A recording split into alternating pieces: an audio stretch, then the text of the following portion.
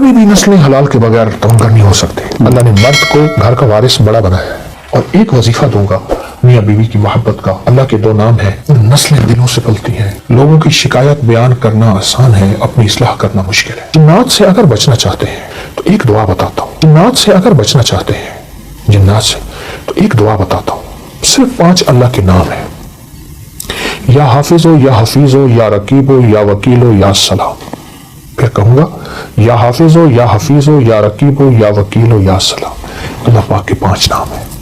ان 5 ناموں کو اگر آپ صرف 11 بار, 21 بار, 40 بار پڑھ لیں, نماز کے بعد, صبح شام, چلتے پھرتے کھلا پڑھ لیں, اس میں بڑی طاقت ہے, بڑی حفاظت ہے. جنات سے, جنات کی کالی دنیا سے, جنات کی کالی نظروں سے, جنات کے کالے روگوں سے, جنات کی کالی ٹھوکروں سے, اور جنات کے کالے منصوبوں سے بہت حفاظت ہے.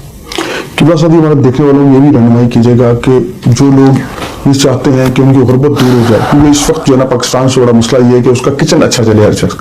ہر شخص پریشان ہی اس لیے ہے کہ میرا کچن نہیں چل رہا. جو لاکھ روپے کماتا ہے وہ بھی یہ کہہ رہا ہے کہ میرے پاس میں کچھ نہیں کماتا. جو 50,000 کماتا ہے وہ بھی کہتا ہے میں کچھ نہیں کما رہا. اس کا کوئی ایسا وظیفہ عنایت کریں کہ وہ خوشحال ہو جائے, اس کا کچن بہترین چلے, اس کی تنگیاں جو ہے نا وہ آسانی میں بدل جائیں. کبھی بھی نسلیں حلال کے بغیر تمنگر نہیں ہو سکتی. ایک ہے کثرت, ایک ہے برکت. کتی کتنے بچے دیتی ہے؟ 6, 7, 8, 9, 10. اصولاً تو کتی کی ریوڑ سڑکوں پہ ہونی چاہیے, ٹریفک بلاک ہو جو کتوں کا ریوڑ نکل رہا ہے. اور بکری کتنے بچے دیتی ہے؟ 1 یا 2. برکت کس میں ہے؟ بکری میں. حلال رزق کی جب تلاش ہوگی وہ تھوڑا ہوگا, اس میں ذائقے نہیں ہوں گے, اس میں اعلیٰ کھانے دسترخوان میں نہیں سجیں گے. یہیں سے نسلوں میں برکت دولت ملتی ہے. حلال رزق, حلال رزق. ایک تو یہ اس پہ نظر ہو, اس پہ نظر ہو. دوسرا میں رزق کے لیے ایک چیز بتاتا ہوں. قل اللہم مالک الملک تؤتی الملک من تشاء سے لے کر بغیر حساب تک. ایک واقعہ میرے پاس ہے کہ ایک صاحب میرے پاس ہے, یہاں لاہور کے گاؤں کے رہنے والے تھے, میو تھے.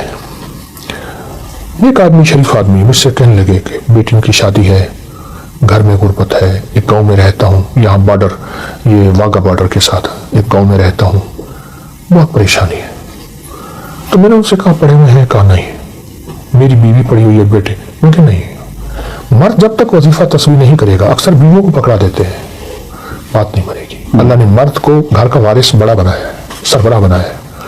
کہ میں یاد کر لوں گا. میں نے کہا یاد کرے, اور پھر سارا گھر اس کو پڑھے ایسے جیسے کوئی پاگل دیوانہ. بہت زیادہ پڑھے. کہیں مجھے ملے تھے, انہوں نے کہا جی ہمارے دوست ہیں, ان کی بات سن لیں. کسی پرائیویٹ نوکری کرتے تھے. مجھے یاد ہے اس وقت کہہ رہے تھے کہ میں 12-13 ہزار روپے ماہانہ لیتا ہوں. میں نے کہا اس کو پاگل ہو کے پڑھیں, دن رات پڑھیں, وضو پہ وضو پڑھیں. کچھ عرصے کے بعد مجھے ایک جگہ ملاقات ہوئی تو وہ صاحب میرے پاس ہے. میں نہ پہچان سکا. مجھے کہنے لگے میں وہی ہوں, اور اس کی آنکھوں میں آنسو تھے. اب وہ آنسو غم کے نہیں تھے, خوشی کے تھے کہ اللہ نے مجھے, میرے اوپر برکت کے دروازے کھولے, بخت کے, یہ لفظ ہے. کہا کہ ایک وقت ایسا تھا کہ ہم ایک وقت میں بھی بھوکے رہ جاتے تھے, اور جب سے ہم نے پڑھا, کہا پہلے 5-6 مہینے کچھ نہیں ہوا. ہم نے کہا کچھ نہیں ہوگا, آپ کی آواز آئی جلدی نہ کرنا. 9 مہینے کچھ نہیں ہوا, سال کچھ نہیں ہوا, چھوڑا نہیں. بس اس کے بعد جو رب نے کہتے ہیں ایسے چھتیں پھاڑ دی. اور ایک وظیفہ دوں گا میاں بیوی کی محبت کا, آپس میں تعلق کا. یا جامع ہو یا معید ہو, اللہ کے 2 نام ہیں, یا جامع ہو یا معید ہو. یہ اگر کوئی بندہ کثرت سے وضو پڑھے, سارا دن پڑھے, گھر میں جھگڑے ختم, محبتیں بڑھ جاتی ہیں, لڑائیاں ختم ہو جاتی ہیں, نفرتیں ختم ہو جاتی ہیں, آپس میں تعلق وسیع ہوتے ہیں, حتیٰ کہ اولاد کی نفرتیں, لڑائیاں ہوں, اور پھپھی, والد یا خالہ یا سوکڑے یا گھر کے کوئی رشتے, اگر اس کو کثرت سے پڑھا جائے, بہت زیادہ پڑھا جائے, وضو, حتیٰ کہ ناگے کے دنوں میں بھی پڑھ سکتے ہیں, یہ بہت بڑی زندگی ہے. اور اس لفظ میں بہت بڑی کائنات ہے. اصل ہماری نسلیں ہیں. دیکھیں, نسلوں کو جب دل سے دل ملے گا تو نسلیں کی تربیت ہوگی. ہم نے نسلوں کو ٹیوٹر اور کمپیوٹر کے حوالے کر دیا. میں نہیں کہتا کہ اس کے حوالے نہ کریں, لیکن حوالے کر دیا. پھر باقی بچوں کو موبائل کے حوالے کر دیا. اچھا, اب عالم یہ ہے, میں نے زندگی میں بارہا دیکھا ہے, گھر کے 5-6 افراد بیٹھے ہیں, ہر بندہ موبائل پہ بیٹھے ہے, اس کو اس کی خبر نہیں, اس کو اس کی خبر نہیں. نسلیں دلوں سے پلتی ہیں, نسلیں اپنی چھاؤں پلتی ہیں. نسلیں دل کی کیفیتوں سے پلتی ہیں. اس کے لیے پھر والدین کو اپنی قربانی دینی ہوگی. اگر والدین نے اپنی قربانی نہ دی، اپنی سہیلیاں، اپنے دوست، اپنے فنکشن، اپنی چاہتیں، اپنی زندگی کے صبح شام اگر نہ دی، پھر نسلیں بکھر جائیں گی. پھر نسلیں بڑھاپے میں والدین کی نہیں ہوں گی. پھر کہتے ہیں والدین ہماری قدر نہیں کرتے. اور آپ حق حیران ہوں گے، اس وقت جتنا روحانی دنیا میں علماء نے ایک کردار ادا کیا ہے، اصل میں بات یہ ہے کہ ہم کسی کی سنیں گے پوری بات تو ہمیں سمجھ آئے گی. ہم کسی کی بات پوری سنیں. دیکھیں، اختلاف شروع سے رہا ہے، آخر تک رہے گا. اور یہ اس لیے ہے کہ ہمارا سینہ کتنا وسیع ہے، ہمارے اندر کتنی رواداری ہے.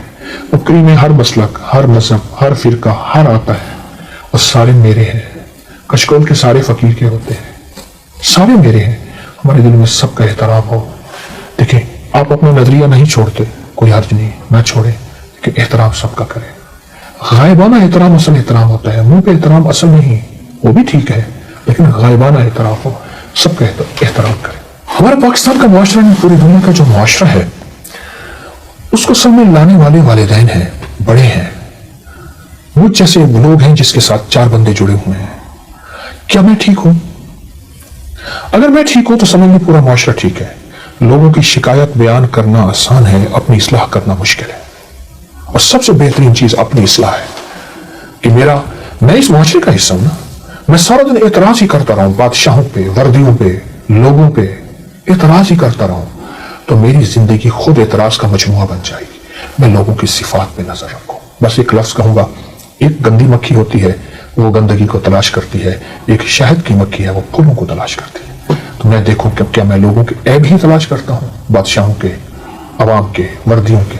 نہیں، میرے دل میں لوگوں کی خوبیوں کا متلاشی بن جاؤں، وہ خوبیاں میرے اندر منتقل ہو جائیں گی. اچھا قبلہ صاحب، یہ بتائیے گا کہ ہم نے کہا کہ والدہ جو ہے، جس طرح میں نے کہا کہ والدہ سے آپ کو بڑا پیار ہے، محبت ہے. مائیں جو ہیں وظیفے بچوں کو دیتی، بیٹا یہ پڑھا کرو، یہ رات کو سوتے ہوئے یہ پڑھ لیا کرو. آپ کی والدہ آپ کو کون سا کوئی ایسا وظیفہ یاد ہو